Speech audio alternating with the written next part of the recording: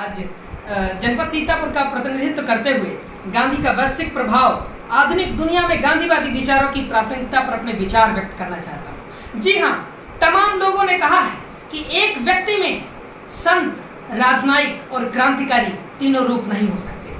वैश्विक पटल पर गांधी जी एक ऐसे व्यक्तित्व थे जिनमें ये तीनों विशेषताएं पाई जाती हैं। महोदय, जब हम गांधी के वैश्विक प्रभाव की बात करते हैं तो हाल ही का संपन्न हुआ G20 सम्मेलन वैश्विक पटल पर एक उभरता हुआ एक महत्वपूर्ण बिंदु है, जहां पर राजघाट पर सभी वैश्विक नेता एक साथ महात्मा गांधी को श्रद्धांजलि अर्पित करते हैं। महोदय, हम बात करेंगे दक्षिण अफ्रीका के नेल्सन मंडेला की। 27 साल तक जेल में रहने के बाद भी वो गांधीवाद से इतना प्रभावित था कि अशोतों के अधिकारों की लड़ाई लड़ते रहे। हम बात करेंगे अमेरिका के महान नेता मार्टिन लूथर की, जो गांधीवाद से इतना प्रभावित थे, जिन्हें अफ्रीकी अमेरिकी गांधी के नाम से जाना जाता था। और इतना ही नहीं, गांधी का वैश्विक प्रभाव सिर्फ भारत में नहीं रहा। सन 1893 के आसपास जब अप्रेंटिस करने के लिए दक्षिण अफ्रीका गए तो वहां की संसद की सदस्य फातिमा मीन ने अप्रेंटिसशिप ऑफ महात्मा की एक किताब लिखी, जिसमें गांधीवादी विचारों की, उनके अहिंसापूर्ण आंदोलनों की विधिवत व्याख्या करी गई है। लेकिन महोदय, आज के समय में हम आधुनिक दुनिया में गांधीवादी विचारों की प्रासंगिकता की जब बात करते हैं,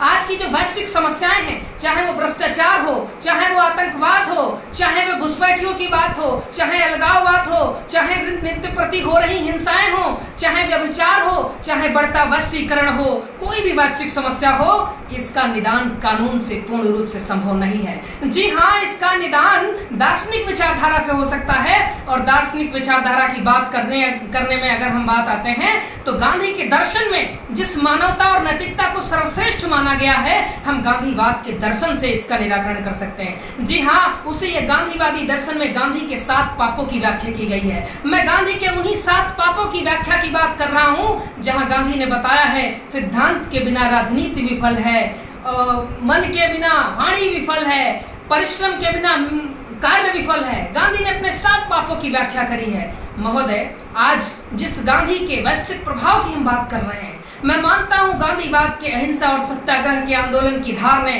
भारतीय जन आंदोलन की पूरी रीति और रवैया बदलती थी। लेकिन आपको देश के बाहर भी निकलना होगा। मैं बात करूंगा संयुक्त राज्य अमेरिका के उस सिविल अधिकारों के आंदोलन की। मैं बात करूंगा 1917 में जो भी आपके मंडेला में हुए और जो भी विभिन्न प्रकार के विदेशी आंदोलन हुए, गांधी के सत्याग्रह और अहिंसा पर आधारित थे। आज गांधी की जिस परिकल्पना को हम अपने विचारों में प्रस्तुत कर रहे हैं, गांधी जी ने जिस ग्राम स्वराज की परिकल्पना करी थी, आज आत्मनिर्भर भारत की परिकल्पना से भारत आदि से अंत्योदय तक की यात्रा कर रहा है। महोदय, गांधी जी ने जिस स्वतंत्रता के अर्थ को हिंद स्वराज में परिवर्तित किया था, आज आत्मनिर्भर भारत, समर्थ भारत, संयुक्त भारत की भूमिका में हम आगे बढ़ रहे हैं। और महोदय, गांधी जिसने जिस ग्राम पंचायतों की परिकल्पना करी थी, अनुच्छेद 40 में ग्राम पंचायतों के संगठन, 73वें एवं 74वें संविधान संशोधन से हम वहां तक पहुंच रहे हैं। इतना ही नहीं, गांधी ने कहा था, मैं अपने पीछे कोई धर्म एवं संप्रदाय नहीं छोड़ना चाहता।